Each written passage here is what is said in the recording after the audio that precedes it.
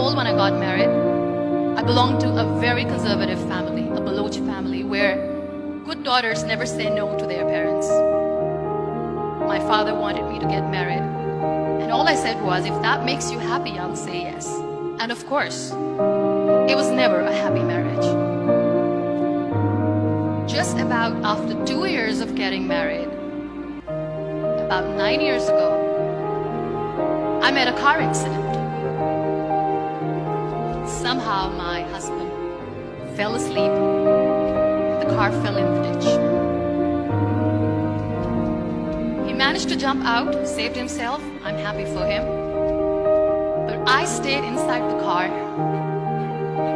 and I sustained a lot of injuries. The list is a bit long. Don't get scared. I'm perfectly fine now. Radius ulna of my right arm were fractured. The wrist was fractured. Shoulder bone and collarbone were fractured.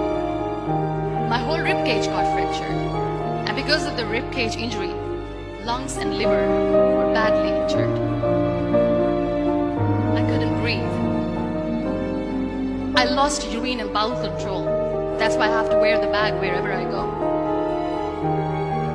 But that injury that changed me and my life completely as a person, and my perception towards living my life, was the spine injury. 3 vertebrae of my backbone were completely crushed, and I got paralyzed for the rest of my life. So this accident took place in a far-flung area in the outskirts of a very small province, Balochistan, where there was no first aid, no hospital, no ambulance. I was in the middle of nowhere in that toppled car. Many people came to rescue. They gave me CPR. They dragged me out of the car. And while they were dragging me out, I got the complete transection of my spinal cord. I finally ended up in a hospital where I stayed for 2.5 months.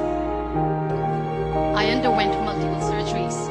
Doctors have put a lot of titanium in my arm. There's a lot of titanium at my back to fix my back. That's why people in Pakistan call me the Iron Lady of Pakistan.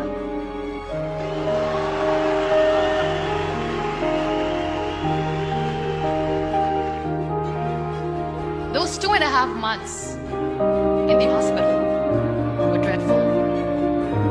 I will not make up stories just to inspire you. I was at the verge of despair. One day, doctor came to me and he said, well, I heard that you wanted to be an artist, but you ended up being a housewife. I have a bad news for you. You won't be able to paint again because your wrist and your arm are so deformed, you won't be able to hold a pen again. And I stayed quiet. Next day, doctor came to me and said, your spine injury is so bad, you won't be able to walk again. I took a deep breath and I said, it's all right.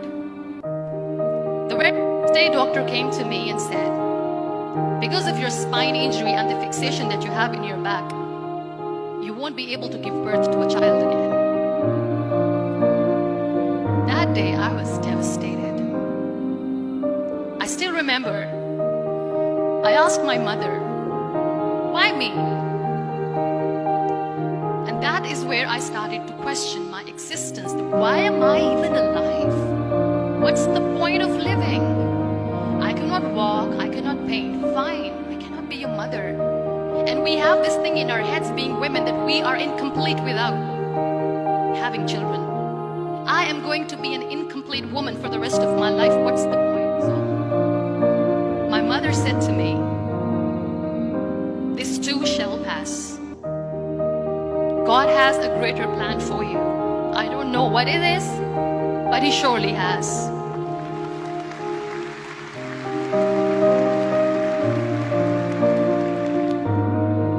So what kept me going was, one day I asked my brothers, I know I have a deformed hand, but I'm tired of looking at these white walls in the hospital and wearing these white scrubs. I'm getting tired of this. I want to add more colors to my life. I want to do something.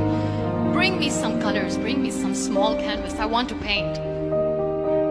So the very first painting I made was on my deathbed, where I painted for the very first time. infections in my body, a lot of allergies. So doctors wanted me to lie down on the bed straight for not 6 months, for not 1 year, for 2 years. I was bedridden, confined in that one room, looking outside the window, listening to the birds chirping, and thinking maybe there will be a time when we'll be going out with the family and enjoying the nature. That was the time where I realized how lucky people are, but they don't realize. And you know how it all began? That day I decided that I'm going to fight my fears. We all have fears. Fear of unknown, fear of known, fear of losing people, fear of losing health, money. We want to excel in career, we want to become famous, we want to get money. We are scared all the time. So I wrote down one by one all those fears. And I decided that I'm going to overcome these fears one at a time. Do you know what was my biggest fear? Divorce. Didn't work. But the day I decided that this is nothing but my fear, I liberated myself by setting him free. And I made myself emotionally so strong that the day I got the news that he's getting married, I sent him a text that I'm so happy for you and I wish you all the best. And he knows that I pray for him today.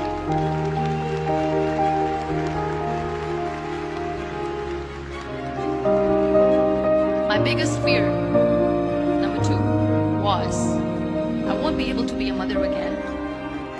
And that was quite devastating for me. But then I realized there are so many children in the world, all they want is acceptance. So there is no point of crying, just go and adopt one. And that's what I did.